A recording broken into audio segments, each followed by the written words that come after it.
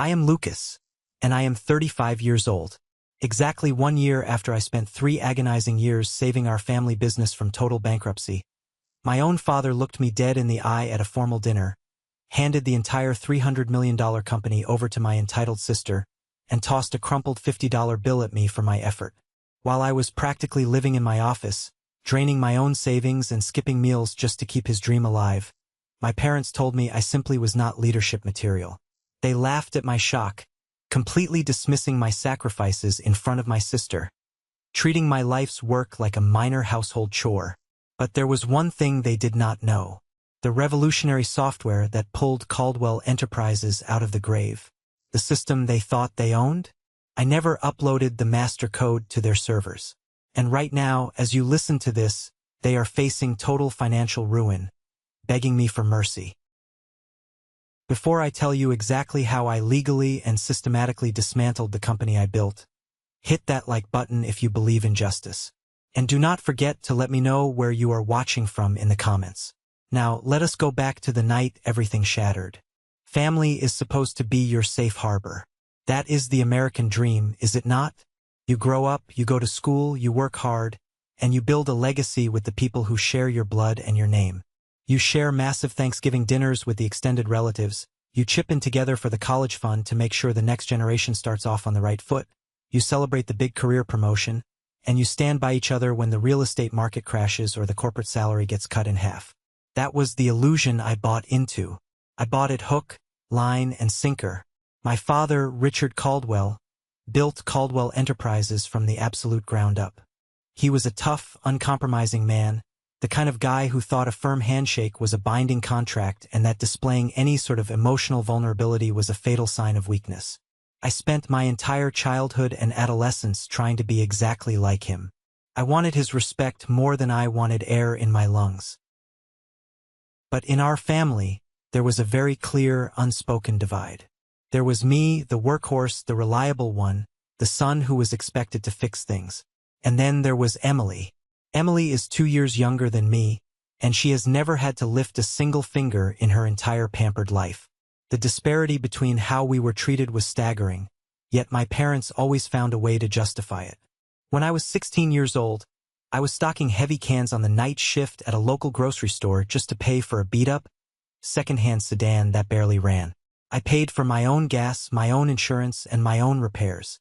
When Emily turned 16, there was a brand new, fully loaded luxury convertible sitting in our wide suburban driveway with a giant red bow on the hood. When it came time for higher education, my parents somehow completely drained the family college fund to pay for her ridiculously expensive out-of-state private university tuition. They paid for her sorority dues, her European backpacking trips, and her luxury apartment off campus. Meanwhile, I was left to take out massive, crippling student loans and work brutal night shifts at a 24-hour diner just to scrape together enough money to get my computer science degree at a local state college. I never complained. I never threw a tantrum. I figured hard work built character. I figured one day my father would see my grit, my resilience, and my undeniable loyalty, and he would finally respect me for it. I joined Caldwell Enterprises right out of college, eager to prove my worth. At that time, the company was a mid-level player in the national logistics and freight industry. We moved heavy cargo. We managed complex supply chains for regional retailers. It was a solid, dependable business, but it was aging rapidly. My father was a man stuck in the past. He absolutely refused to modernize his operations. He hated new technology with a burning passion. He thought cloud computing was a ridiculous fad, and he believed that massive filing cabinets and endless paper trails were the only secure way to do business. By the time I hit 30, the entire logistics industry had moved on without us, and Caldwell Enterprises was bleeding money at a catastrophic rate. We were losing major, long-term contracts left and right to younger, tech-savvy competitors. The profit margins were shrinking to almost nothing. We were facing the very real threat of a massive lawsuit from one of our biggest clients over severely delayed shipments caused by our archaic dispatching methods. Employee morale was completely in the gutter. Department heads were quietly packing up their desks and resigning before the ship went down. The threat of Chapter 11 bankruptcy was a dark, suffocating cloud hanging over the corporate office every single day. I went into my father's massive, oak-paneled office and told him the brutal truth. I told him we needed a complete top-to-bottom digital overhaul.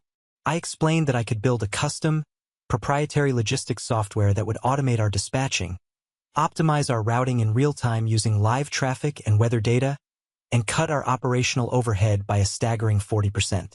I laid out the math. I showed him the projections. He laughed in my face.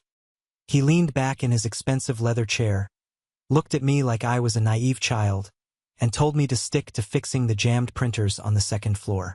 He told me to let the adults handle the real business decisions. I did not listen to him.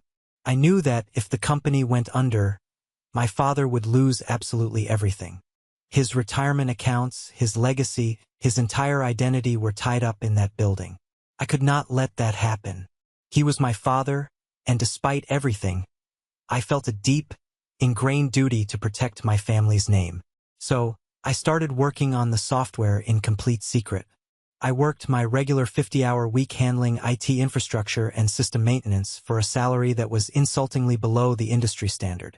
Then, I would drive back to my cramped, poorly insulated apartment and write complex code until 3 or 4 in the morning. I drank cheap, stale coffee until my hands shook. I maxed out every single one of my personal credit cards paying for independent cloud servers to run my logistical simulations. I even took the drastic step of cashing out my meager 401k, paying the heavy early withdrawal penalties, just to buy the high-end hardware I needed to test the predictive algorithms. I did not have a social life. I did not go out on weekends. I did not date. I barely slept. I poured every single ounce of my soul, my energy, and my financial future into that code. It became an obsession. Took me 2 long, brutal years. 2 years of absolute grinding hell.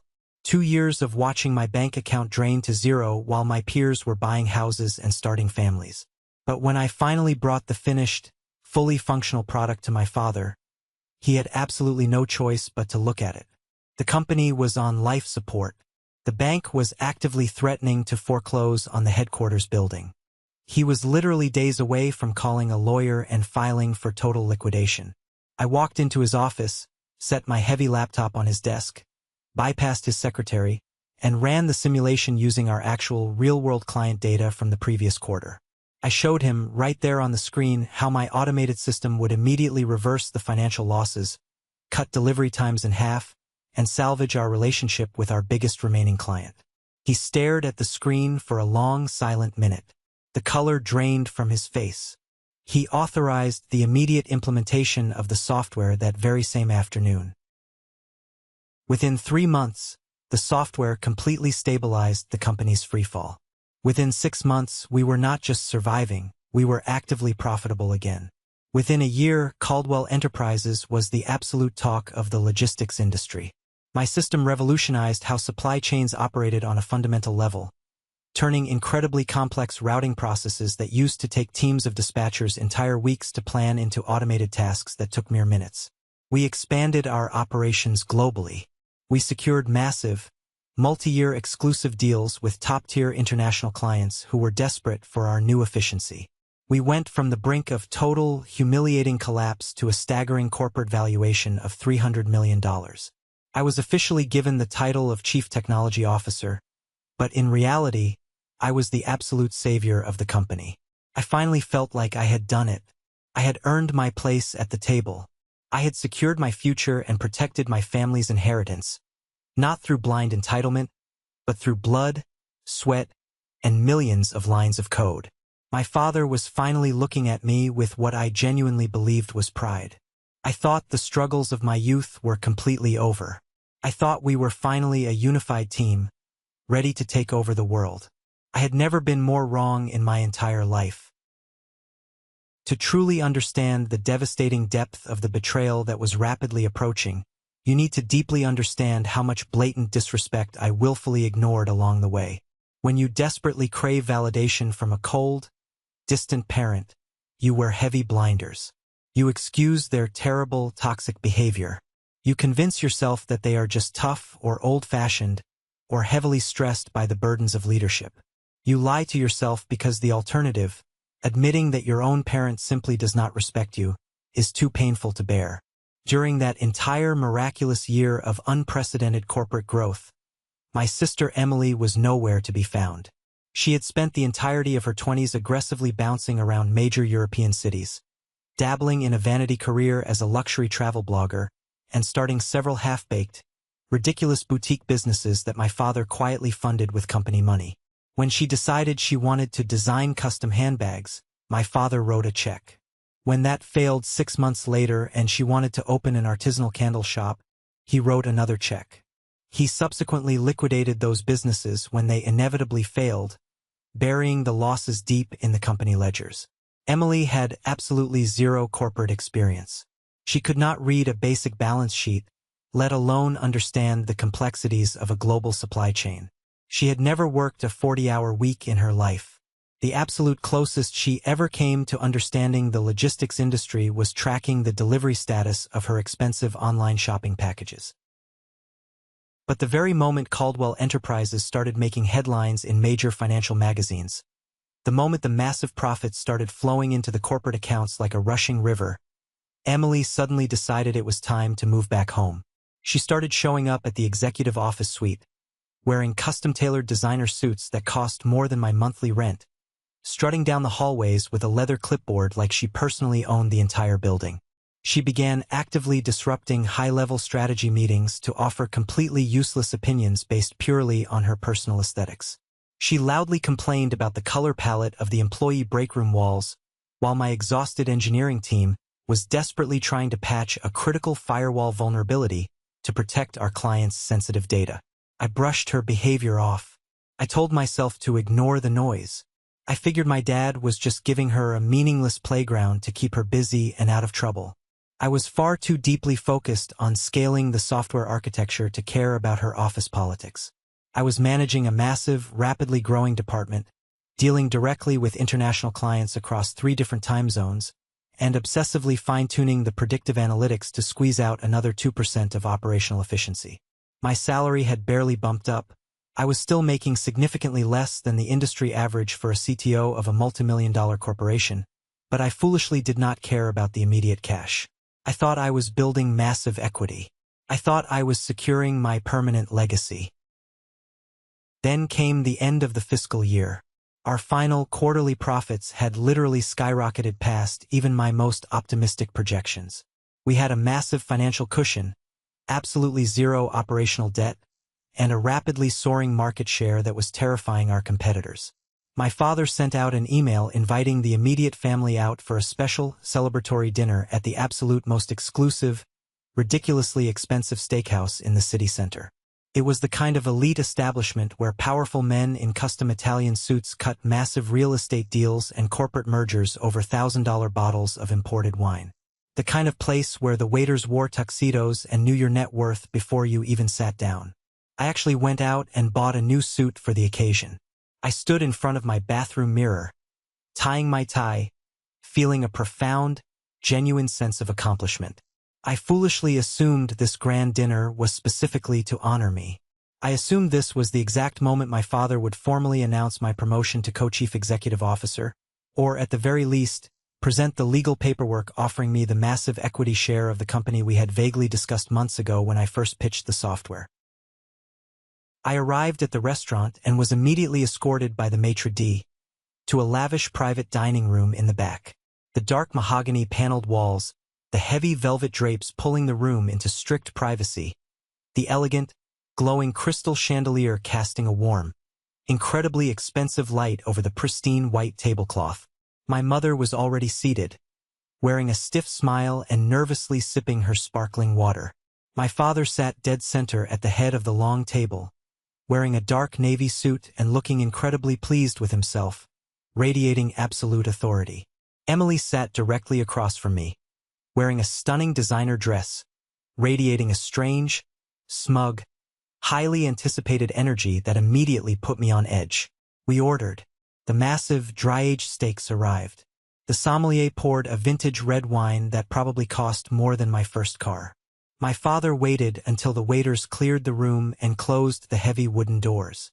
Then, he stood up slowly, picking up his crystal wine glass and tapping his silver knife against it to command the room. I sat up straighter, adjusting my tie, a proud, expectant smile forming on my face. This has been a truly historic year for Caldwell Enterprises. My father began, his deep voice booming with absolute authority. A year ago, we stared the grim reality of bankruptcy right in the face.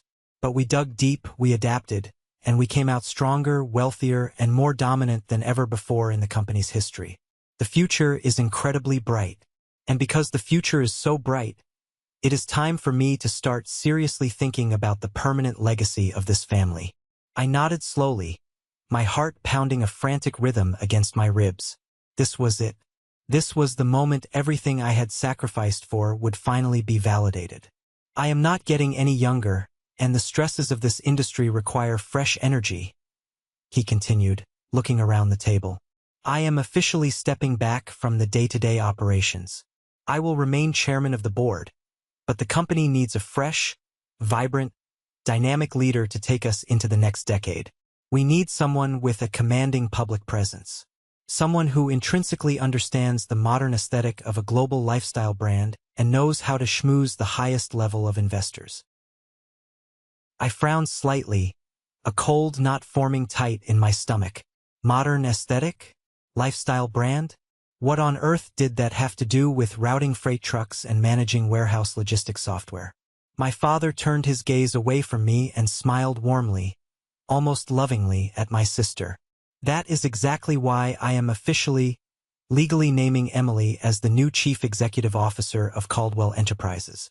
She will be taking over full, undisputed operational control effective tomorrow morning. The private room went completely, terrifyingly silent. The soft clinking of silverware against expensive china abruptly stopped. I literally stopped breathing. The air in my lungs turned to lead. I stared blankly at my father, waiting for the punchline. I waited for him to let out a booming laugh, slap the table, and say he was just playing a terrible joke. But his face was dead serious. His eyes were completely clear. Emily slowly picked up her wine glass, taking a delicate, agonizingly slow sip, her eyes locking directly onto mine with a sickening, totally triumphant smirk. "Wait," I said.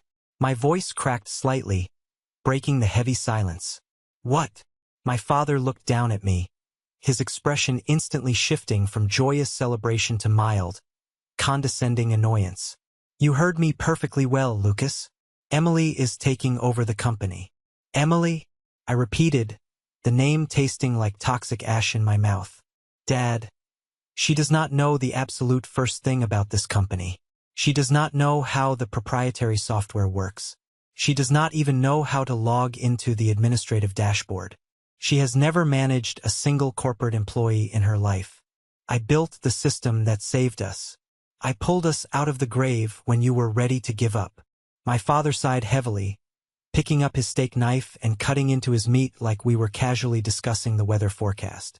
"Lucas, let's be realistic here," he said, speaking to me as if explaining basic arithmetic to a slow child. "You are great at technical things. You are an absolute wizard behind a keyboard in a dark room. But leadership, actual executive leadership, that is simply not your strength. You do not have the charisma. You do not have the polish. We need someone who commands absolute respect the second they walk into a boardroom. We need a brilliant face for the franchise. Your sister is the absolute best choice for the brand." "Charisma?" I asked, my voice rising in volume. My hands were shaking so violently I had to grip the heavy edge of the mahogany table just to keep them still. I sat alone in the boardrooms with the vicious corporate bankers when they were ready to seize all our physical assets. I commanded their respect when I proved my algorithms would increase their return on investment by 20%. I spent 3 entire years absolutely destroying my physical and mental health to build this empire. I developed the software that saved this company. Without it, you wouldn't even have a company to pass down. My mother shifted uncomfortably in her padded seat, her eyes darting nervously between me and my father. "Lucas, please do not raise your voice at your father in a public place." This is supposed to be a happy occasion for the family. A happy occasion? I snapped, staring at my mother in utter disbelief. Mom, this is blatant theft.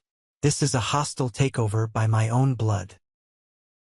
Emily let out a soft, incredibly condescending chuckle.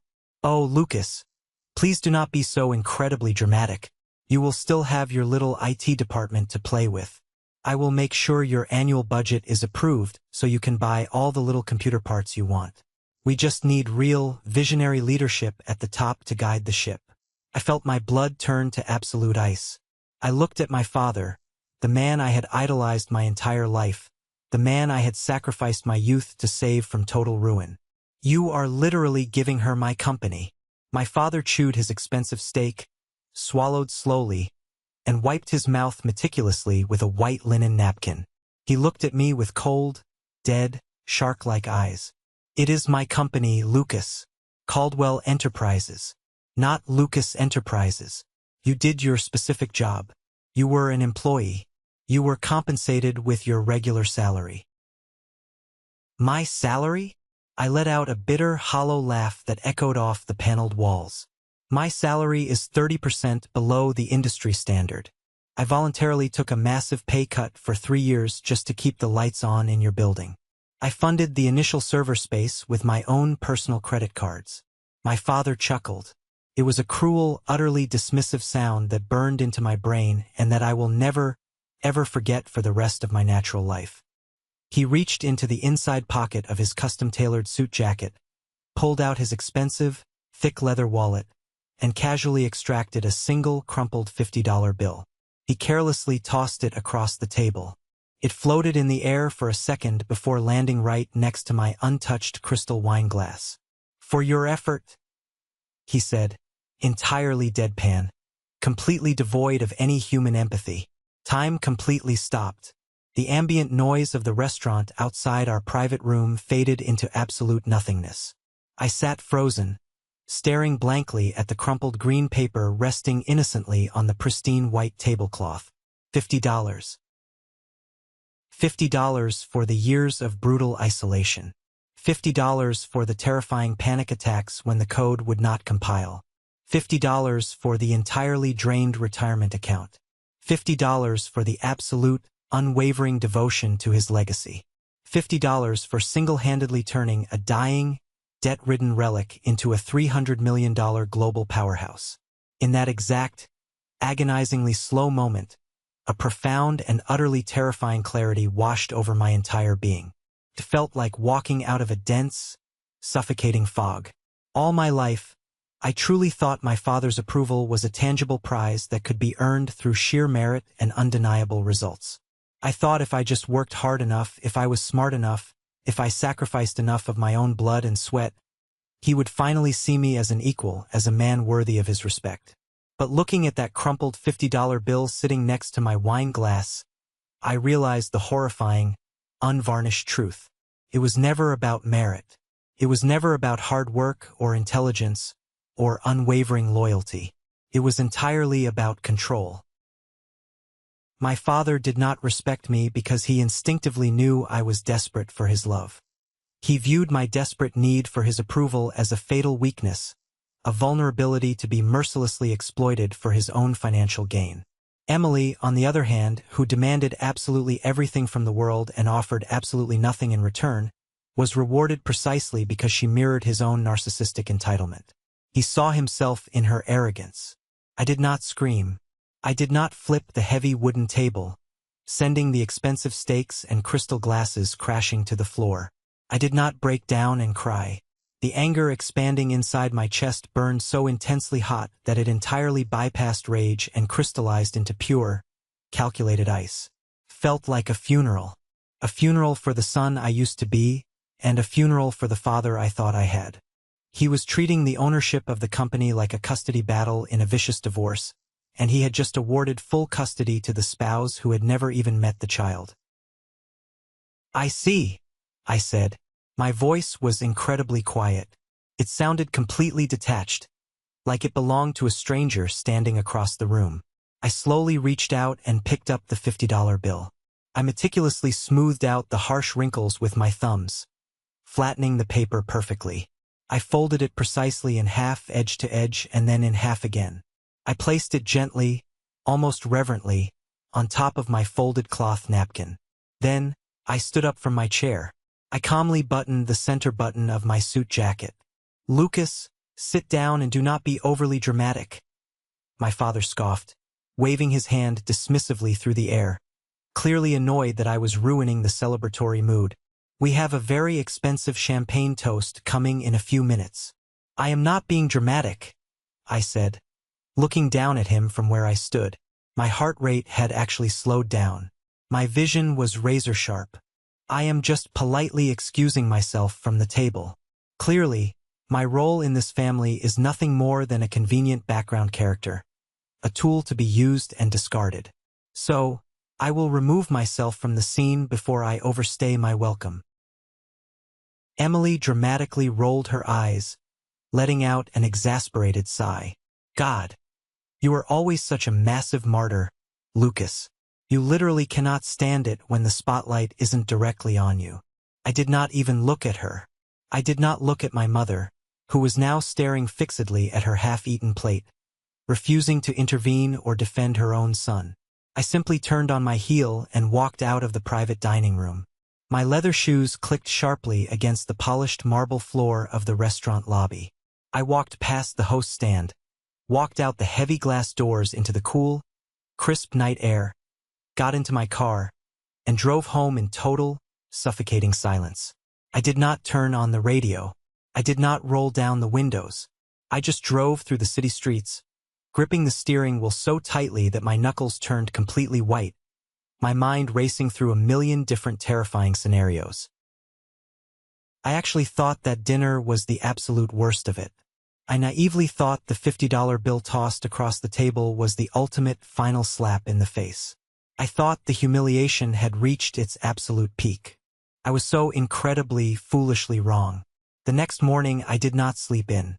I woke up at 5 in the morning, showered, put on a sharp suit, and arrived at the corporate office at 6:30, my usual early time.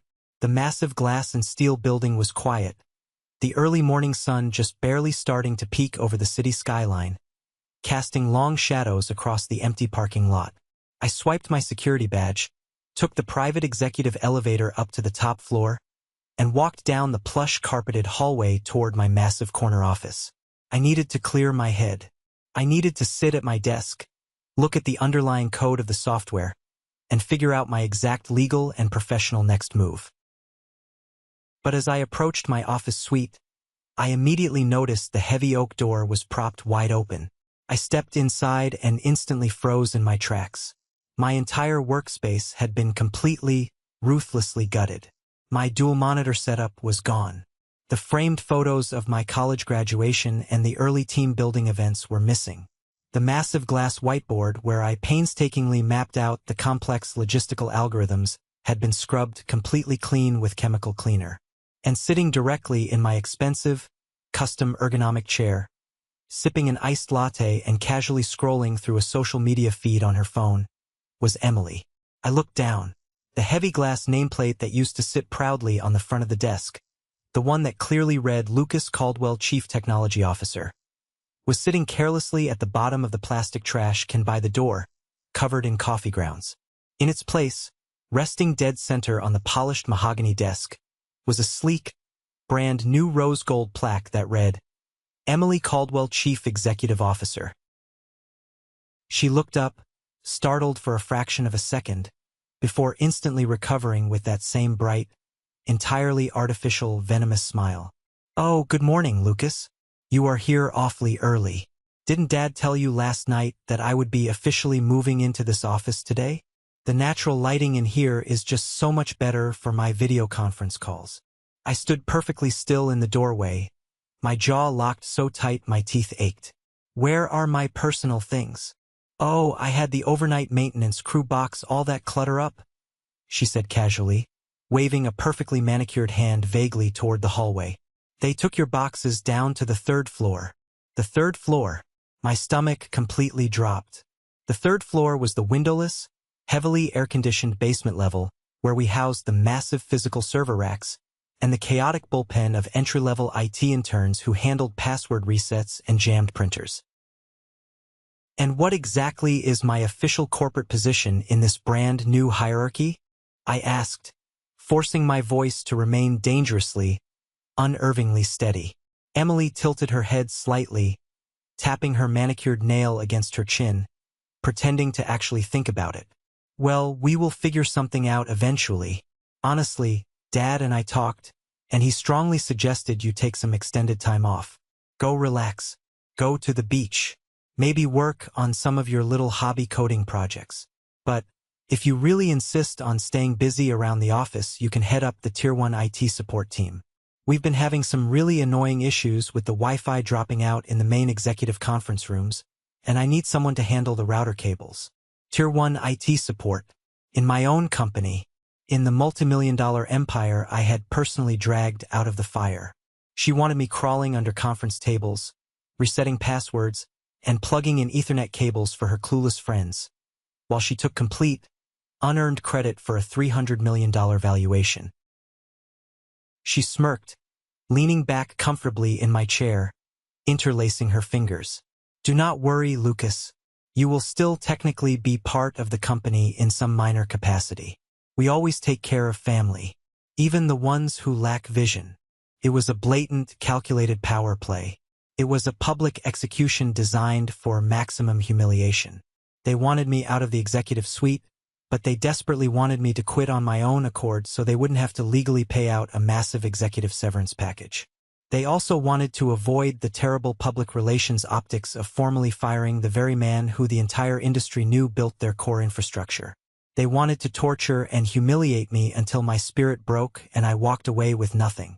They were discarding me like a piece of useless garbage, like I was worth exactly the $50 sitting on my kitchen counter. I stood there and stared at my sister. I looked past her at the massive Caldwell Enterprises corporate logo etched perfectly into the frosted glass walls of the office. The name Caldwell was supposed to mean legacy.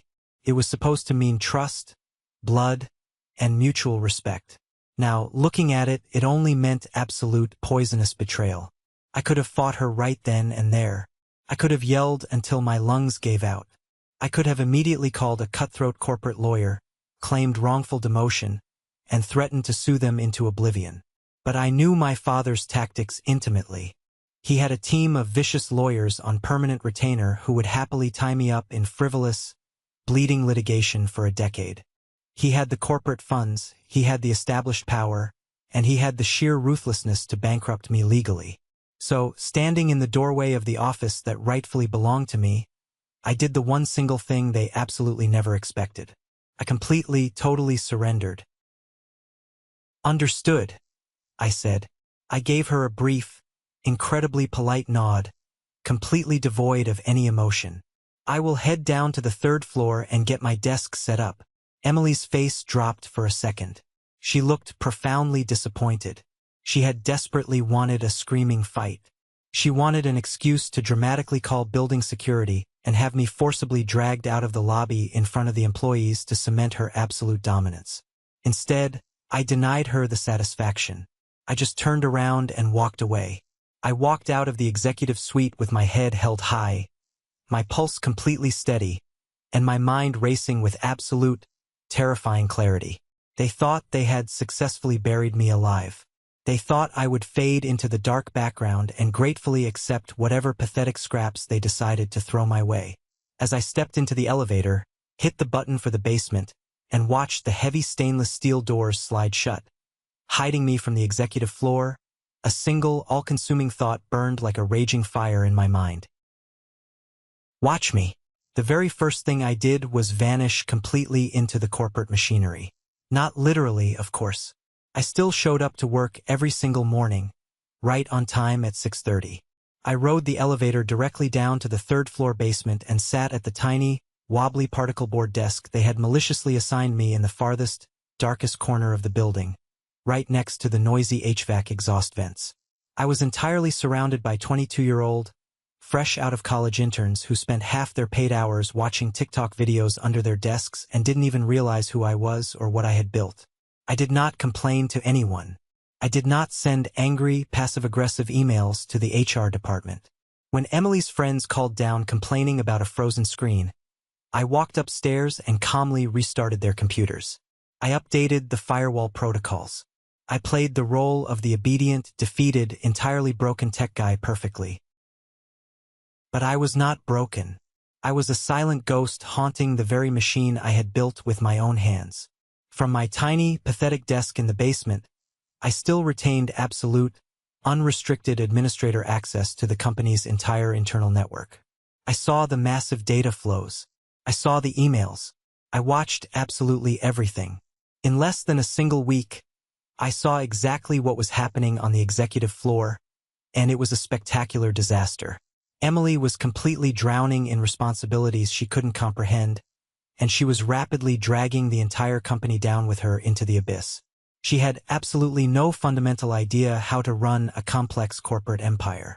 Instead of relying on the sophisticated data analytics and predictive modeling my software provided, she began making massive logistical decisions based entirely on her instinct and gut feelings. She scheduled endless, entirely pointless mandatory meetings that lasted for agonizing hours, forcing department heads to discuss trivial rebranding efforts, new corporate logos, and luxury office redesigns while blatantly ignoring critical supply chain bottlenecks building up on the East Coast. When highly experienced, veteran department heads tried to respectfully warn her about impending logistical failures and contract breaches, she felt her fragile ego threatened. Within her first month as CEO, she completely snapped and fired our head of operations and our VP of client relations, two men who had been with the company for a decade. She immediately replaced them with her personal friends from her country club, people whose absolute only qualifications were knowing which expensive wine paired best with artisanal cheese, and who knew exactly how to nod and agree with every terrible idea Emily proposed. The established culture of the company turned incredibly toxic practically overnight. Employee morale plummeted into the earth. Caldwell Enterprises wasn't just vulnerable. It was actively bleeding out massive amounts of capital. The $300 million empire I had painstakingly built brick by brick was being blindly piloted directly into the side of a mountain by an arrogant captain who literally didn't know how to read the radar screen. That was the exact moment I finalized my decision.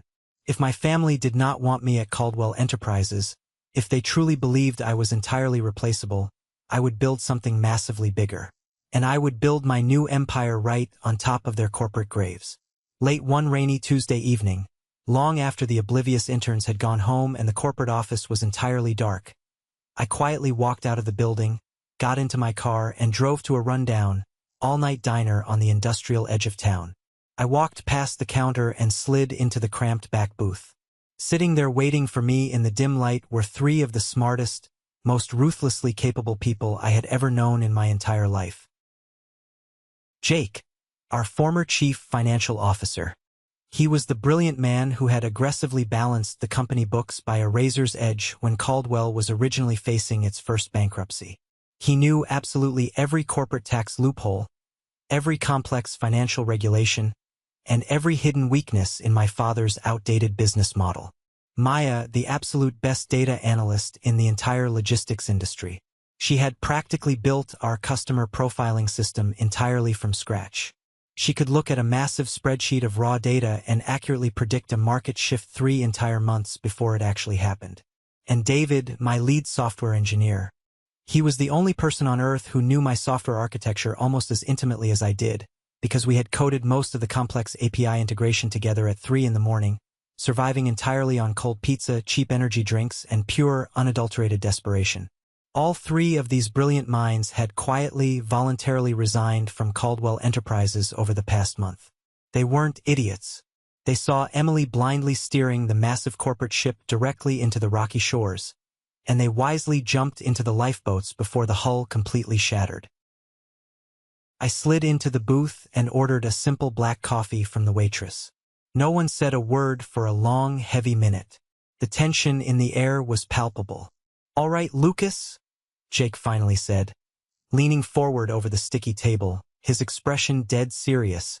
"We didn't come out here in the middle of a rainstorm for the terrible diner coffee.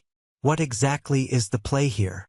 I looked at the three of them, making direct eye contact with each. I reached down into my battered leather briefcase and pulled out a thick, heavy, unmarked manila folder. I tossed it heavily onto the center of the table. "We are building something entirely new," I said simply. David frowned slightly, reaching out and opening the heavy folder. He began scanning the first page of complex architectural schematics, his eyes slowly widening in absolute shock. "Lucas, this is the core logistics engine, but it's fundamentally different. The processing speed it's exponentially faster.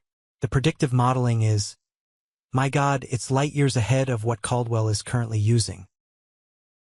"Exactly," I said, taking a slow sip of my hot coffee. Here was the massive, fatal secret my father and sister were entirely unaware of. A secret that would serve as my ultimate weapon. When I desperately built the software that originally saved Caldwell Enterprises, I quickly implemented version 1.0. It was highly stable, it was incredibly effective, and legally it belonged entirely to the company. Caldwell Enterprises owned the intellectual property of the specific code currently running on their physical servers. But I am not an idiot. I am a developer. During that entire year of explosive corporate growth, while my father was actively ignoring my existence and Emily was aggressively buying designer handbags in Paris, I never stopped coding. I spent every single night in my apartment developing version 2.0.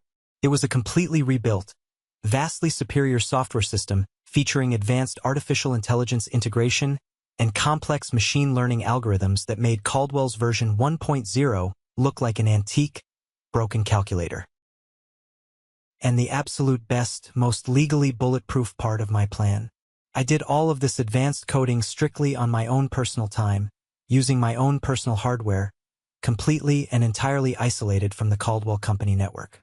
I never uploaded a single line of version 2.0 to their servers. I never used company resources. The intellectual property for this massive technological leap belonged entirely 100% to me. It was my property. A lawyer could look at it all day and never find a single breach of contract. Caldwell has the outdated prototype, I told the group, watching their faces completely light up with the terrifying realization of what I was proposing. We hold the entire evolution. I am officially starting a new company tonight. We are calling it Nova Systems. I want Jake running the financials, Maya heading up data strategy, and David as my VP of engineering. I am not offering you a standard corporate salary. I am offering you massive equity. We are going to take this new software, and we are going to pitch it directly to Caldwell's three biggest, most vicious competitors. Maya smiled, a slow, incredibly predatory grin spreading across her face. "You want to declare a corporate war against your own family?" "No," I replied smoothly, setting my coffee cup down. "War heavily implies that both sides have a fighting chance to win. This is not a war. This is a public execution." I spent the next entire month working in absolute, terrifying silence. During the day, I crawled under desks and reset router passwords for Emily's clueless friends at Caldwell Enterprises. At night, Jake, Maya, David, and I worked obsessively out of my small apartment living room, constantly refining the AI software, building aggressive, flawless pitch decks, and officially registering the LLC paperwork for Nova Systems. Once we were completely ready, we didn't just casually walk into the logistics market. We violently kicked the door entirely off its hinges. We specifically targeted Caldwell's top 3 industry rivals. We walked into their boardrooms and showed them exactly how Nova Systems could immediately undercut Caldwell's delivery times by a staggering 20%, while simultaneously reducing their massive fuel costs by a third. The corporate response was instantly explosive. Within 3 short weeks, we had 3 massive, incredibly lucrative offers sitting on the table. By the end of the month, I officially signed a $50 million exclusive licensing contract with the absolute largest logistics conglomerate in North America. Overnight, Nova Systems was fully funded, fully operational, and heavily armed to the teeth. And that was exactly when the foundation beneath Caldwell Enterprises began to violently crack. I actually thought my father's cruel betrayal would break my spirit. I thought that crumpled $50 bill was the pathetic end of my story. But as I signed that massive multi-million-dollar contract, I realized something incredibly powerful. They didn't bury me when they sent me to the basement. They planted me, and a massive, unstoppable storm was coming for them that they could not possibly survive. The first sign of the impending apocalypse for Caldwell Enterprises did not happen with a loud explosion. It happened with a quiet, terrifying whisper. For the first 2 months after my demotion, I continued to play my role as the defeated, invisible IT guy in the basement. I fixed the jammed printers. I crawled under the heavy mahogany conference tables to reset the Wi-Fi routers, and I collected my vastly reduced salary. All the while, Emily was enthusiastically parading around the executive floor, acting like she was a titan of industry. She was completely oblivious to the fact that the entire foundation of the company was rotting right beneath her expensive designer heels. You see, a logistics software engine is not a static entity. It is a living, breathing ecosystem. It requires constant maintenance, algorithmic adjustments, and predictive tuning to handle the chaotic reality of global shipping routes, volatile weather patterns, and sudden supply chain disruptions. I had built version 1.0 to be robust, but without me at the helm to guide the machine learning models, the software slowly began to degrade. It started with minor delays.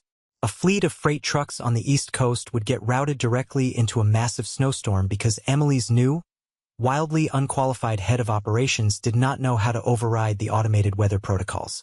Then, a major shipment of perishable goods was left rotting on a loading dock in Miami for 3 days because the system flagged a false customs error that no one on the current executive team knew how to clear. From my dark little corner on the 3rd floor, I watched the internal network traffic light up with absolute panic. Customer service lines were constantly jammed with furious clients screaming about missed deadlines. The threat of a massive, multi-million-dollar corporate lawsuit from our biggest retail partner became a daily topic of hushed, terrified conversation in the break rooms. I watched Emily desperately try to apply Band-Aids to a gaping wound. Instead of aggressively hiring competent software engineers to fix the core issues, she actually hired a boutique branding agency to redesign the company logo, genuinely believing that a fresh coat of paint and some positive press releases would magically solve a systemic operational failure. She was treating a critical logistics crisis like a bad review on her old travel blog. I waited until the exact moment Caldwell Enterprises secured a massive, high-interest bridge loan just to cover their operating expenses for the quarter. They were officially bleeding cash. That was the day I made my move. I did not ask for a meeting. I did not give a customary 2 weeks' notice. I simply printed out a 1-sentence resignation letter, walked up to the executive suite, and dropped it directly onto Emily's pristine, uncluttered desk. She looked at the paper, her eyes narrowing. "What is this, Lucas? Are you throwing another one of your little tantrums? Because I really do not have the time to coddle you right now. The board is breathing down my neck about these shipping delays." "It is not a tantrum, Emily," I said, my voice completely flat and devoid of any brotherly affection. "It is a resignation. I am officially separating myself from this sinking ship. Good luck with the Wi-Fi." I turned around, walked to the elevator, and stepped out into the bright city sunlight. I took a deep breath of the polluted downtown air, and it tasted like absolute, intoxicating freedom. 6 months later, the true reality of the situation finally came crashing down on my family's head in the most public, humiliating way possible. It was the annual Tech Innovators Gala, the absolute biggest, most prestigious industry event of the year. This was the night where every major CEO, aggressive venture capitalist, and powerful executive in the logistics and technology sector gathered under one roof. The event was held in the grand ballroom of a massive luxury hotel downtown. There were glittering crystal chandeliers, towering ice sculptures, and a sea of wealthy elites sipping incredibly expensive champagne, cutting massive real estate deals and corporate mergers in the corners of the room. I arrived wearing a custom-tailored, midnight blue tuxedo. I did not walk in through the side doors. I walked directly down the center aisle, followed by Jake, Maya, and David, my executive team. We were not just attendees. We were the absolute center of gravity in that room. Over the past 6 months, Nova Systems had aggressively, systematically dismantled Caldwell enterprises in the open market. We did not just compete with them, we actively hunted them. Armed with my superior version 2.0 software, we approached every single one of Caldwell's major clients. We showed them the undeniable data. We offered them faster shipping times, massive reductions in overhead costs, and a flawless, AI-driven predictive model that Caldwell simply could not match. One by one, the clients happily broke their contracts with my father and migrated over to Nova Systems. We were an unstoppable juggernaut. As the evening progressed, the host of the gala stepped up to the main podium, tapping the microphone to quiet the massive room. Tonight, we are here to officially recognize the true visionaries who are aggressively pushing our industry forward, the host announced, his voice echoing over the premium sound system. This year's keynote speaker is a man who entirely redefined the global supply chain. He took a stagnant industry, injected it with brilliant predictive artificial intelligence, and built an empire that is currently valued at over $500 million in record time. Ladies and gentlemen, please welcome the brilliant founder and CEO of Nova Systems, Lucas Caldwell. The applause was absolutely deafening. It rolled through the ballroom like a wave of thunder. I buttoned my jacket, walked up the steps, and stood behind the podium, looking out over the massive sea of faces. And that was when I saw them, sitting at a poorly placed table in the very back of the room, completely overshadowed by the massive pillars, were my father and my sister. They were not seated in the VIP section with the industry titans. They were relegated to the back with the struggling startups and the fading relics. My father looked 10 years older than the last time I saw him. His face was entirely ashen. His shoulders slumped in defeat. Emily was sitting completely rigid, her hands gripping her champagne glass so tightly I thought the crystal would shatter into a million pieces. They had spent the last 6 months desperately trying to figure out who this mysterious competitor, Nova Systems, was.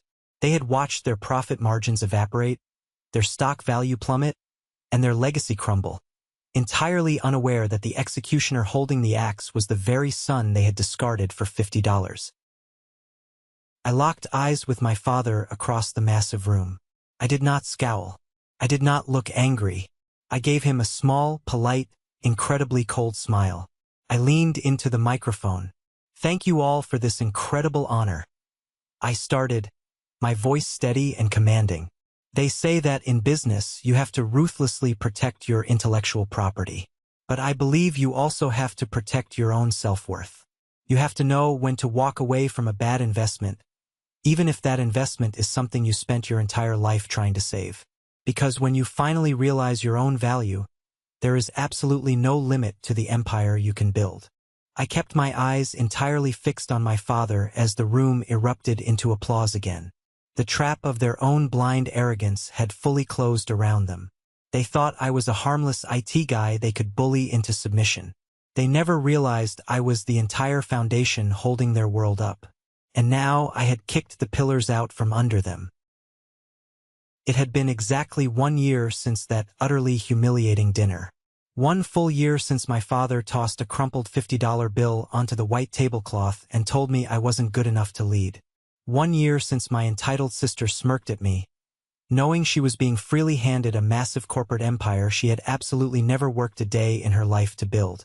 1 year since I walked out of that private dining room without a fight, only to silently win the entire war. Now, I was sitting at the head of the massive, polished granite conference table in the executive boardroom of Nova Systems. The floor-to-ceiling windows offered a breathtaking, panoramic view of the city skyline.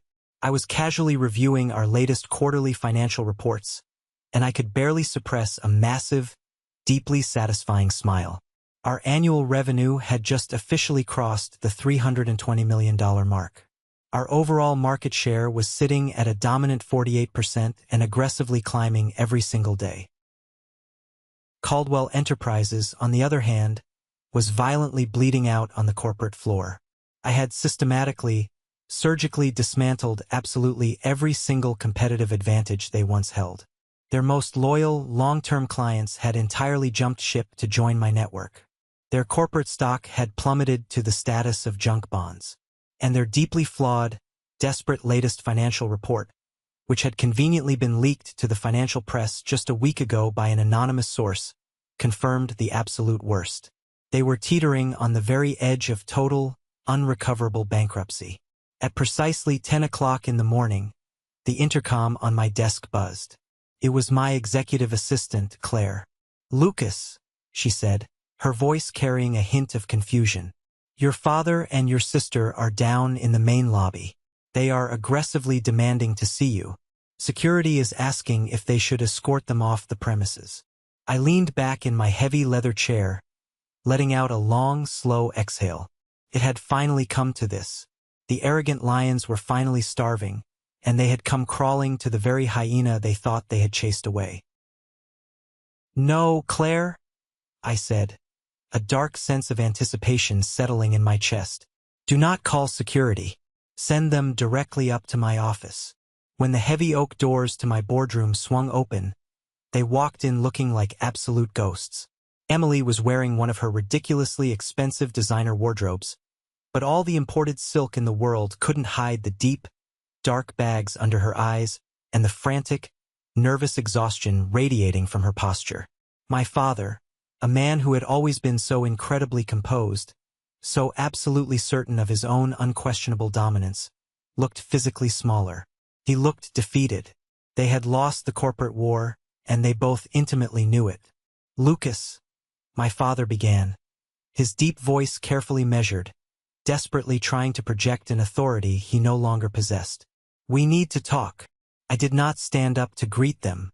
I simply gestured toward the two sleek, modern chairs positioned on the opposite side of my massive desk. They violently hesitated for a moment. They could feel the intense power dynamic shifting in the room. For the very first time in our entire lives, they were walking into my territory, playing by my rules. They slowly sat down.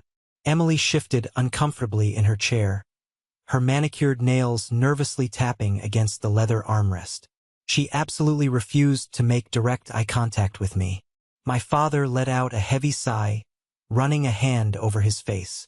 "Look, Lucas, I know we have had our personal differences in the past, but at the absolute end of the day, we are still family. Blood is blood. Caldwell Enterprises is deeply struggling right now. The market has been incredibly unfair to us. We desperately need your technical help." There it was, the classic manipulative family card. Whenever toxic parents want something from you, they suddenly remember that you share the same DNA. They treat you like an unpaid employee until they are drowning, and then suddenly you are family again. It was the exact same manipulative tactic they used when they drained the college fund, or when they expected me to handle their personal legal issues during a messy custody battle over some disputed family land years ago. I let the heavy, suffocating silence stretch out in the room for a long, agonizing minute. I just sat there, casually watching them squirm in their seats. Finally, I spoke. "And what exactly, specifically, are you asking me to do, Richard?" I purposefully used his first name. I watched him flinch. He leaned forward, placing his hands flat on my desk. "We are entirely willing to officially offer you a major leadership role at Caldwell Enterprises. Something highly meaningful. A massive promotion. I deeply realize now that we may have vastly underestimated your executive potential." I tilted my head, feigning mild curiosity. "You realize that now? A year later? When your stock is essentially worthless?" Emily finally snapped, looking up with a tight, furious expression. "Lucas, stop being so incredibly petty. We need your help. Okay? The software is failing. We need you to come back and fix the code." I laughed. I actually threw my head back and laughed out loud. It was a cold, sharp sound that echoed off the glass walls. "You need me? That is absolutely hilarious, Emily, because a year ago you both sat at a 5-star restaurant and explicitly told me I was not leadership material. You told me I was totally devoid of charisma. You told me I was only good for plugging in routers and hiding in a dark room. My father had the absolute sheer nerve to look frustrated with me. "Lucas, you know exactly how corporate business works. Difficult executive decisions were made based on the data we had at the time.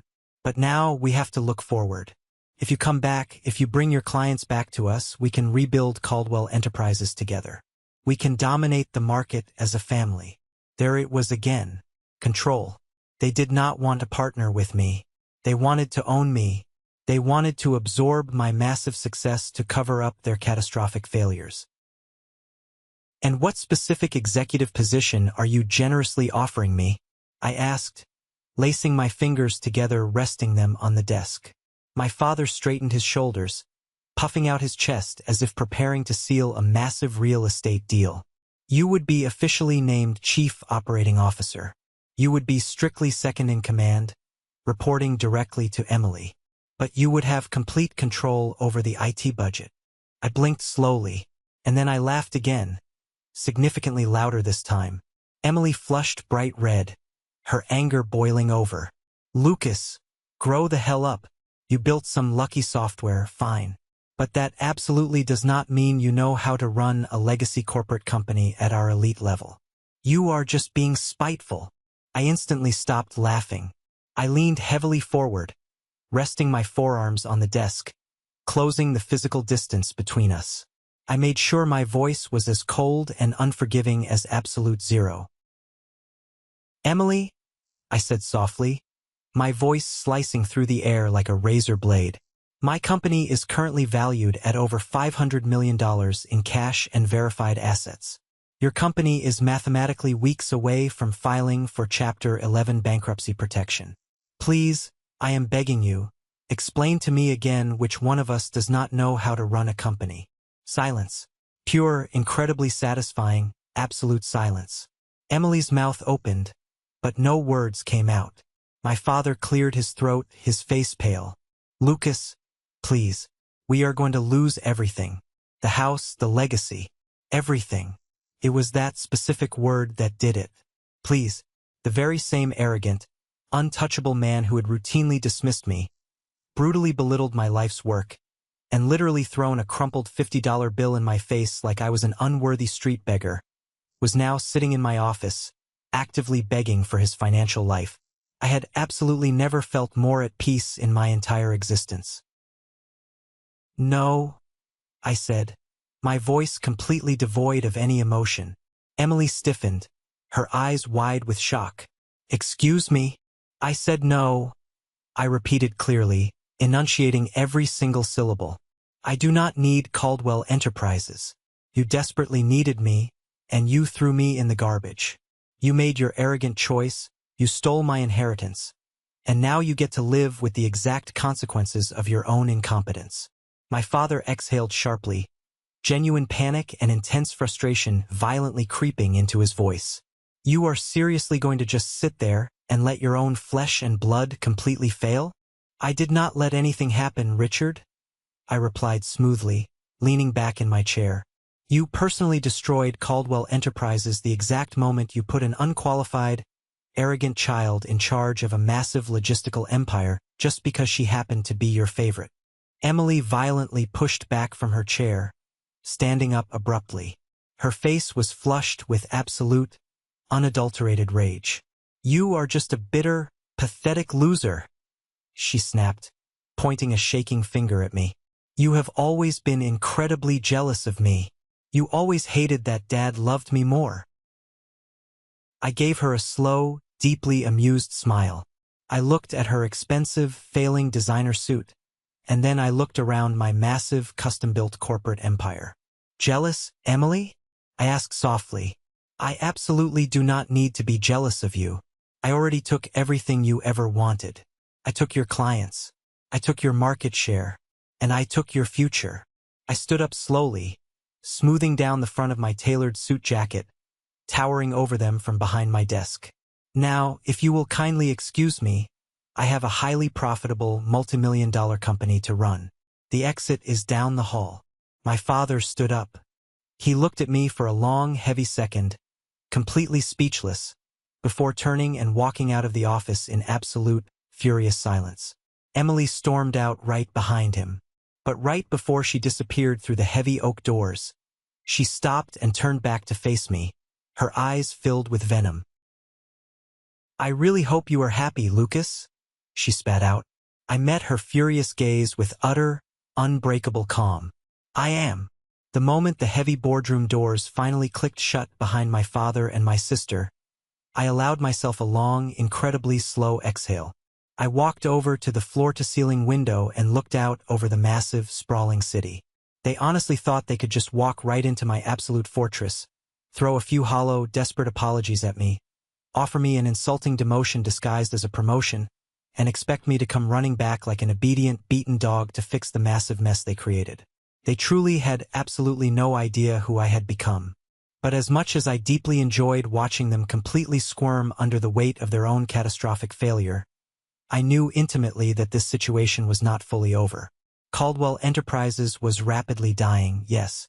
But when a massive corporate ship finally goes down into the dark water, it has a nasty habit of pulling absolutely everything and everyone caught in its violent wake down with it.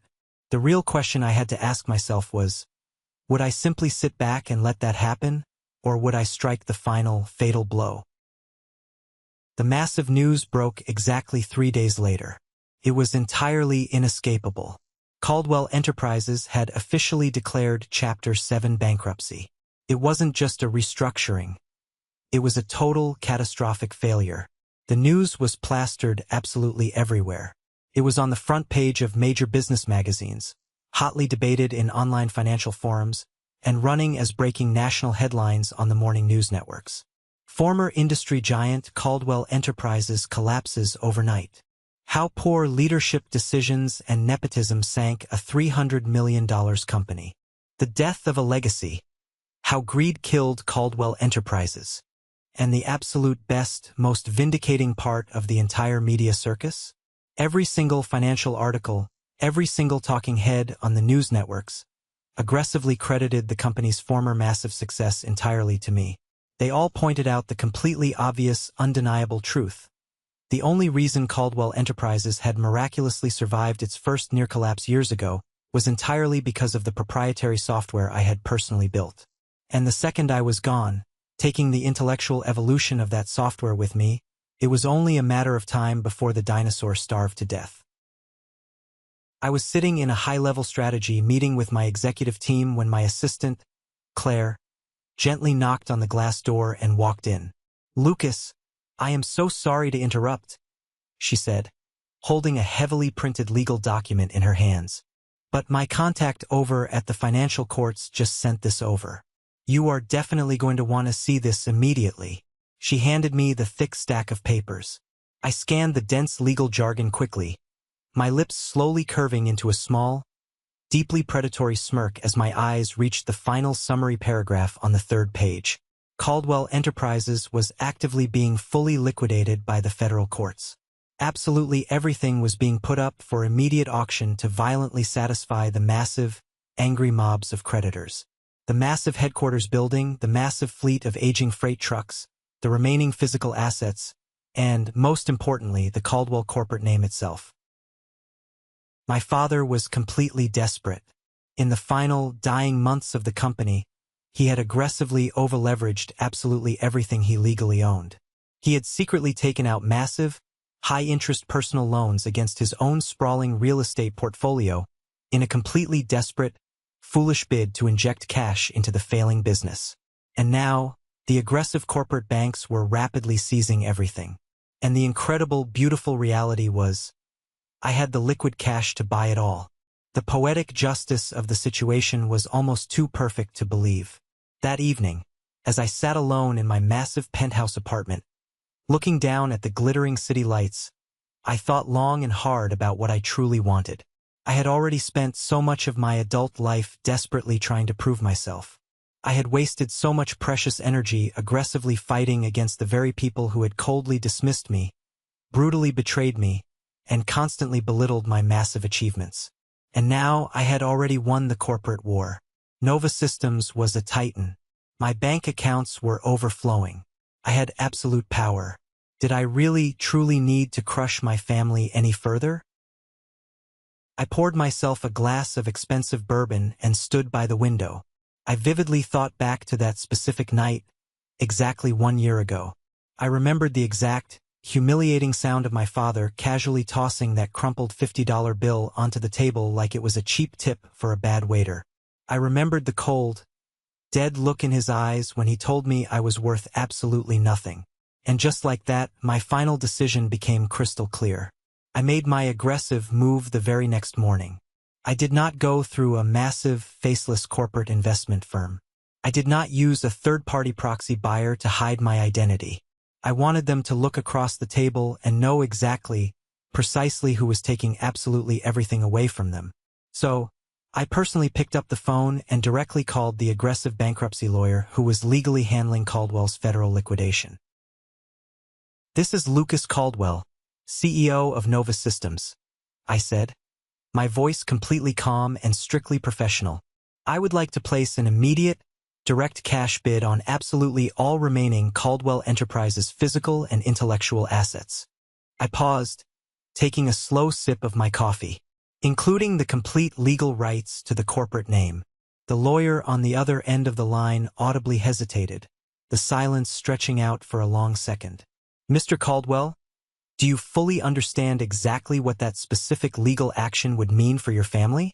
I smiled, staring out the window at the city I now owned. "I understand perfectly, counselor. Draw up the paperwork."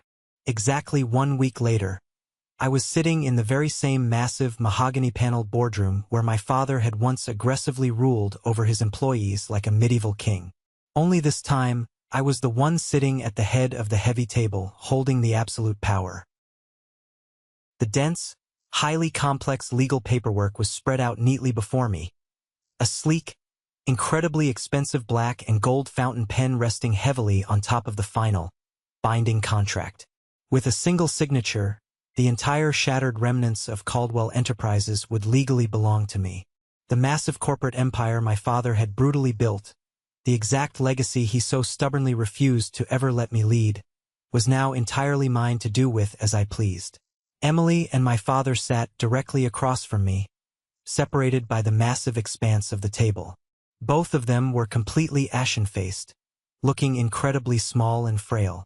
My father looked like he had rapidly aged another 10 years in the past week alone. The deep wrinkles on his face looked like absolute canyons. Emily refused to look up from the table, staring blankly at her hands. "I still honestly cannot believe you are actually doing this to us," Emily muttered, her voice trembling with a pathetic mixture of anger and deep fear. I casually raised an eyebrow, not breaking eye contact with my father.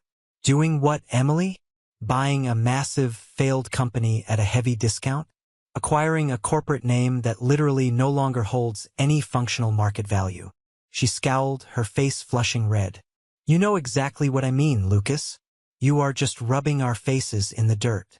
I leaned back in my heavy chair, slowly tapping my fingers against the polished wood of the table. "That is incredibly funny. I clearly remember just a year ago, you did not think I was mentally capable of running a company. But now, you are acting like I have way too much absolute power." My father exhaled sharply, running a trembling hand through his thinning hair. "Lucas, just sign the damn papers. Put us out of our misery so we can try to figure out how to survive." I picked up the heavy gold pen. I paused for a long, agonizing second, letting the tension in the room build to an absolute breaking point. And then, I slowly slid the massive stack of legal documents back across the table toward my father. Dad blinked, utterly confused. Emily frowned, finally looking up. "What exactly is this?" my father asked, his voice shaking slightly.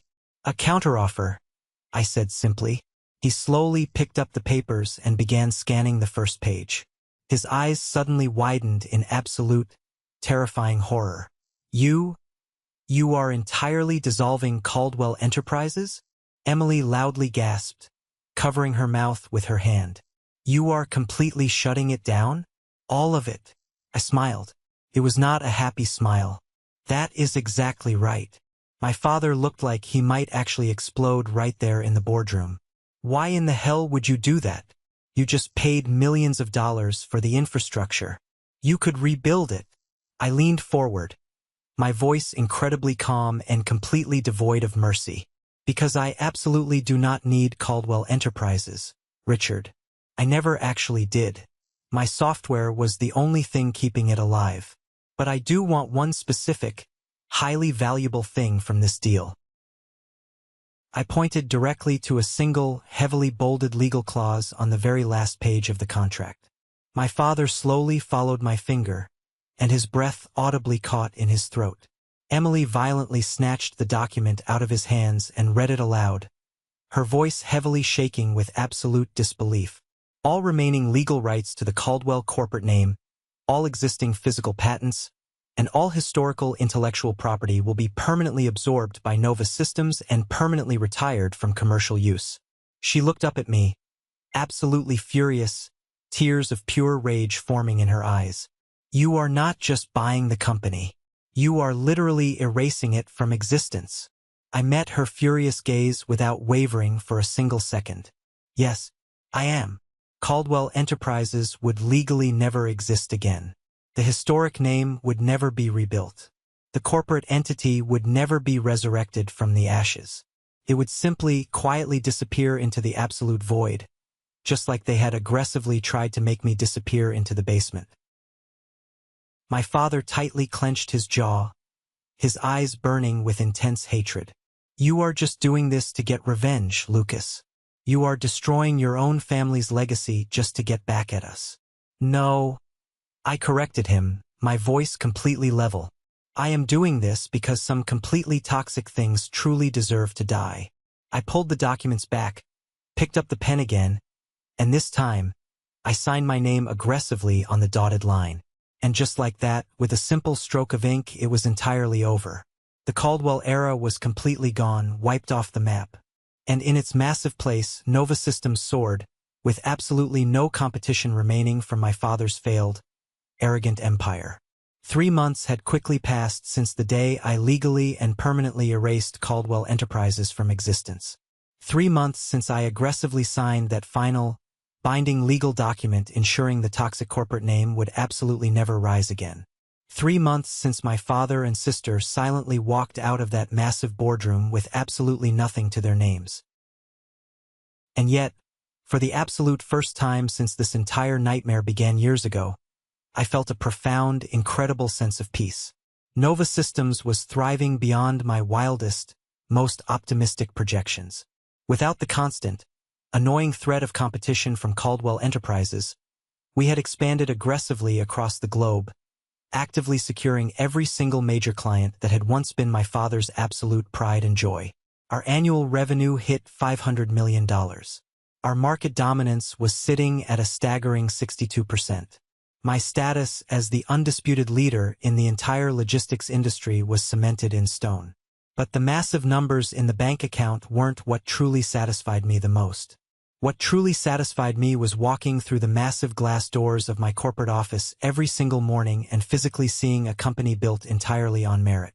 Seeing brilliant, hardworking employees who were hired strictly because of their incredible skill, not because of toxic nepotism or family ties.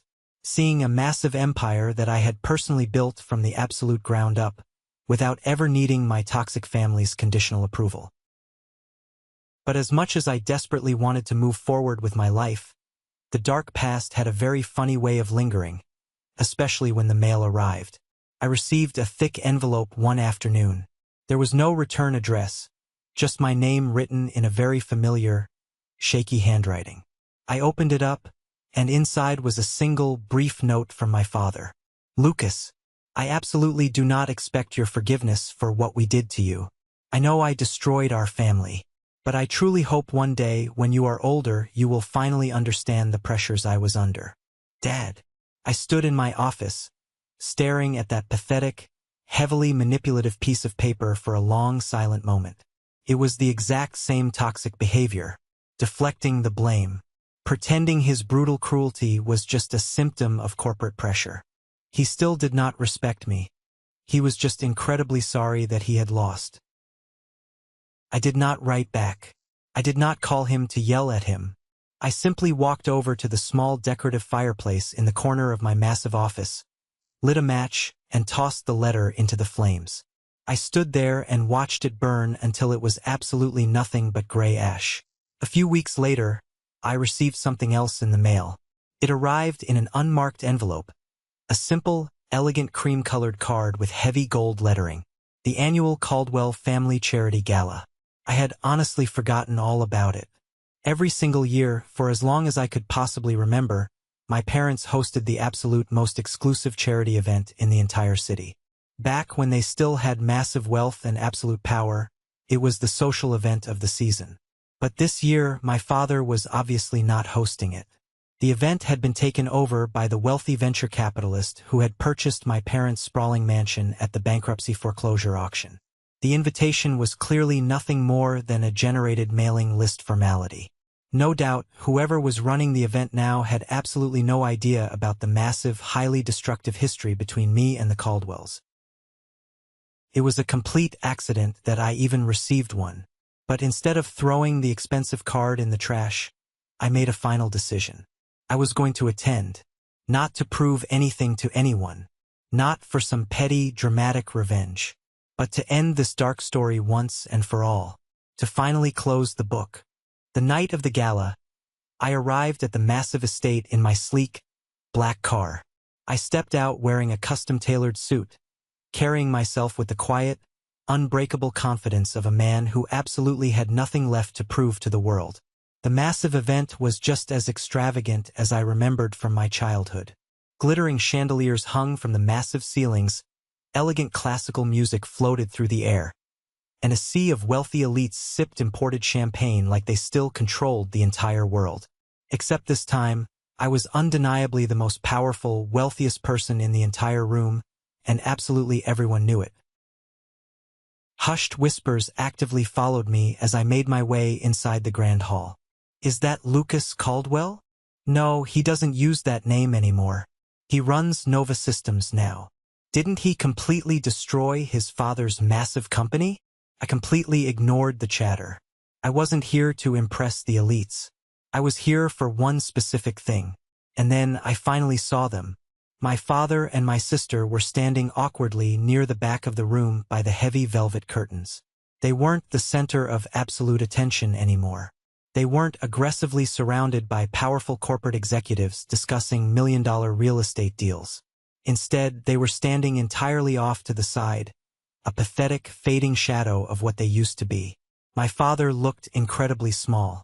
His once booming, commanding presence had completely faded away, replaced by something I had absolutely never seen in him before: genuine, crushing regret. Emily, on the other hand, was desperately trying to hold herself high, wearing an older designer dress. But I could easily see the massive cracks in her fragile mask. The way her thin fingers nervously clenched around the fragile stem of her champagne glass. The way her eyes darted toward me in sheer panic, then quickly looked away.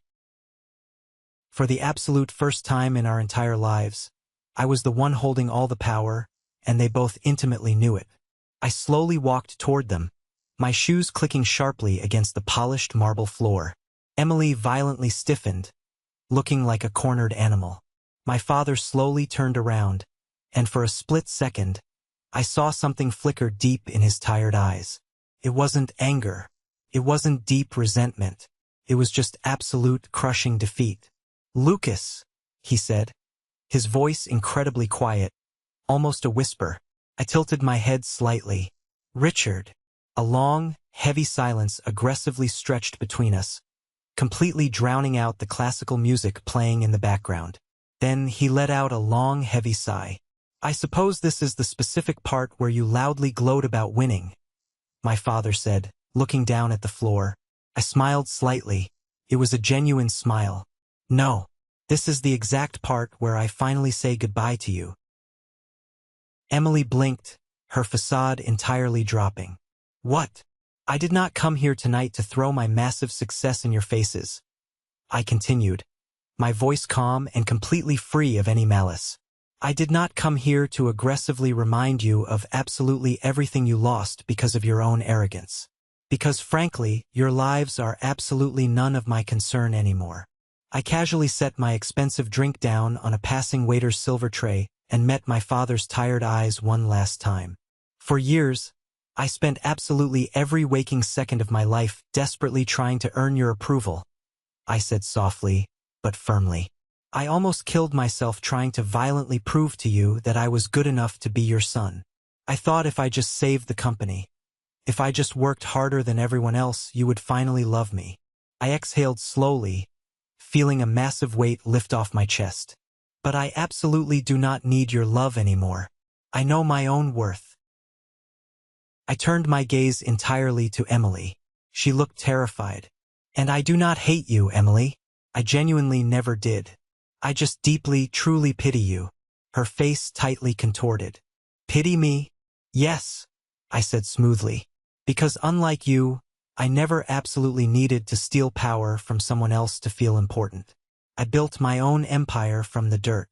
Her lips parted slightly, but absolutely no words came out.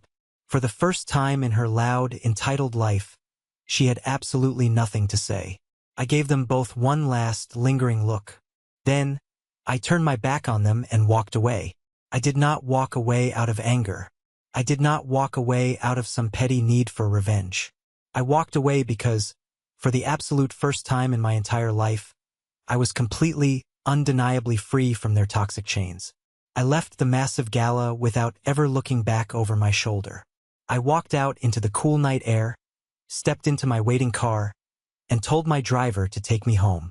I was heading back to a massive company, a powerful legacy, and a brilliant future that was completely, entirely my own. I looked out the window at the passing city lights and I smiled, because this wasn't the end of my story. It was just the beautiful beginning. If you are listening to this right now and you are constantly, desperately fighting for the basic respect of toxic family members who only view you as a tool to be used, hear me now. You absolutely cannot heal in the same environment that broke you. Your worth is not defined by their inability to see it. Sometimes the absolute strongest, most powerful thing you can do is pack up your brilliance, walk out the door, and let them collapse under the weight of their own arrogance. Have you ever faced a similar crushing betrayal with your own family? Did you stay and fight, or did you walk away and build your own empire? Share your personal story in the comments below, and do not forget to like this video and subscribe to the channel so you absolutely do not miss the next journey. Stay strong.